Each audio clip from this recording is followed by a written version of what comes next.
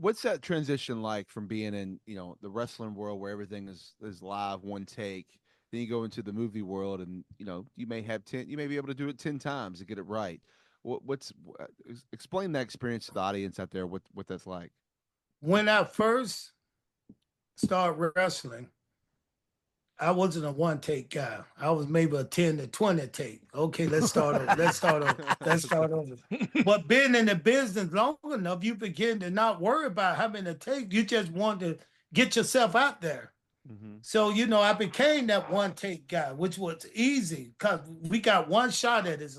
It's live. We got one shot at it to make it work. And so if you fuck up, they said, keep going. The people at home don't know you messed up. So keep going. Now, when I came and they told me to do a movie, the first thing they did, they sent me a script 3 weeks to a month before we ever started shooting. So to me, that was like cheating. They gave me a script. Now I can sit down and just read it and memorize this stuff. And then when we came down to the day to shoot, they had cameras everywhere. But guess what? We had more cameras on us when we were wrestling. We had more cameras. So I wasn't camera shy. The camera didn't slow me down. I was just comfortable. So wrestling helped do that. Think about you acting live and you doing bumps and you doing everything. Now you just got to read a couple of lines and maybe fight a guy. It was easy. Cat, I was in this commercial. So they flew me down to LA. It was me, Kurt Angle, and Rey Mysterio for DirecTV. I had just gotten off the road, got a call from the office. The office said, "Can you turn around, go back?" Yada yada yada. Bruce Pritchard's down there waiting on you guys. Whatever. Went and did a commercial with DirecTV, and I'm not gonna lie to you, Cat. It was the most intimidating thing I've ever seen in my life. This was done in a house. I'm telling you, it was done in a house. The whole street was blocked off. It had trailers all over the place. It had a trailer with my name on it, which Bruce Pritchard fuck with me. He goes, "No, take that fucking shit off. Put Ray's on there." He put Ray's on there. So Ray had two trailers, so I had to share with whatever. It was good. And as soon as I had all my shit, my script, I got to read for a couple hours. As soon as they went 3, 2, 1, I went. Guys, Hold up. Hey, I don't remember. Brian, let me tell you this. My story like that. I did the same thing. When in the movie The Wrestler, I knew the line, but when they said countdown, clear action, I'm looking right at Mickey Rourke's face, and he talking, and I started looking around like, what the hell is he talking about? He had already started the scene. Right. I mean, but listen, he was so comfortable in his face, like who is he talking to? I thought maybe he was talking to someone, because he was too good to be acting. This is so natural. But then when I looked at him and saw it in his face, then I just said, I knew my line. So then I just started to talk. It's a conversation. Oh, excuse me. Yeah, we went there too. We started having that conversation. And me, whenever I do lines now with an actor, I make those lines my conversation. Yeah. It's like, you got what you got to say, I got what to say. Now, let's not look to go, you go, then I go. Let's just have a conversation. Yep. And when you do that, it's so easy. It's just like doing this podcast. Having a conversation. Well, Kat, they have the I call it railroad tracks where the camera goes back and forth and slides. Yeah. All right, that was going on. It was making noise. It was going. Oh yeah. And that's when I was like, and I was like, they were like 3, 2, 1. I was like, I don't know what the is going on. I've been reading the same line. See, when you kind of, the cat is a star. You understand what I'm saying? When I read lines, people got shit up. Yeah. They don't want to hear nothing but the cat. Cause most of the time. Now, I've been lucky. Like, working in the movie The Wrestler, I only communicated and talked. My scenes were all with Mickey Rourke, who was the star of the movie. Mm-hmm. So everything had to be right for him, And Mickey he's a nervous kind of guy too.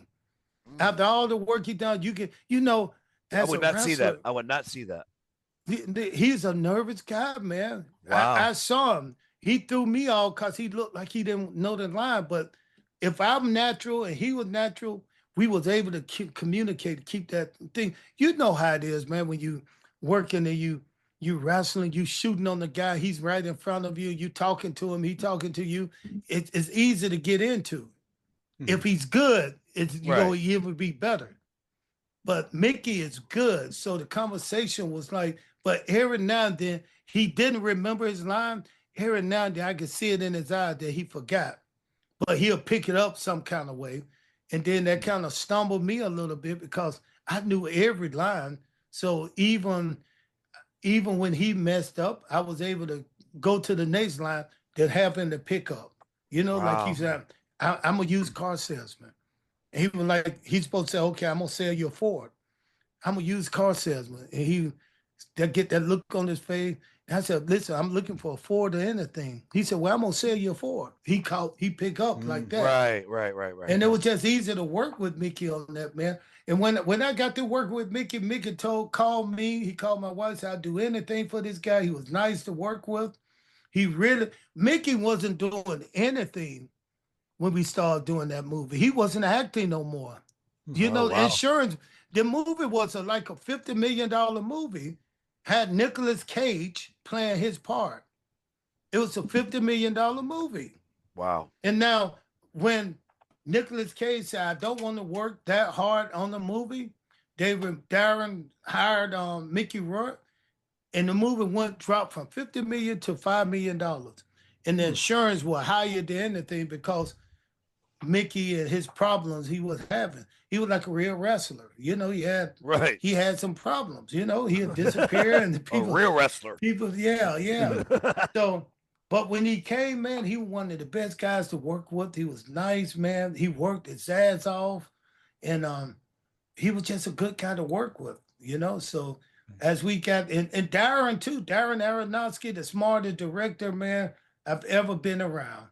I mean, he got stuff out of me that when I say got something out of me, it was a part at the end when Mickey, if you remember the movie, go off with Mickey in the air doing a splash. Right. Yeah. Now, Oh yeah. Yeah. Yeah. yeah, yeah. Now, before that, it's me looking up at Mickey, the camera on my face, me telling Mickey, you've done enough. He's having a heart attack. Just quit it. Quit it. Quit. Quit. So he looked down at me. He said, "Here, lay on the floor. No Mickey up there. I'm just laying on the floor with the camera over me." And here's my acting. It's a little different from pro wrestling, but not that different. He looked down at me. He said, "Now listen, in this scene, this is the last scene people gonna see. So it's the last thing they're gonna remember about this movie." Then he said, "Ernest, if you don't make this believable, the whole movie flop." I was like, "What? You gonna put all that shit on me?" He Wow. said, Right. he said, "You got to make it believable." I said, "Okay, make what believe?" Right now, you care so much about this guy that you're trying to stop him from killing himself. So he said, "Now give me." My line was like, "Mickey, stop. Stop, Mickey. You've done enough. You quit. Stop. We don't need to go any further." I'm talking about then. I mean, he kept saying, "No, more." Darren kept saying, "More. We need more. Shoot it again. More, Cap. You need to bring out more." And he kept getting deeper and deeper. And I was like, after a while, man, I was like, when it was over, I felt drained, you know. I felt like I had a damn 10-week fight with my wife. That's You know, crazy. emotionally, I was drained. No lie. I was like, man, I said, this guy right here, you remember the old movie where the guy hypnotized you? He throw the thing in your eye and you Right. Right. wave the thing. Man, it's like he put something in my coffee. He P. Diddy me. Good.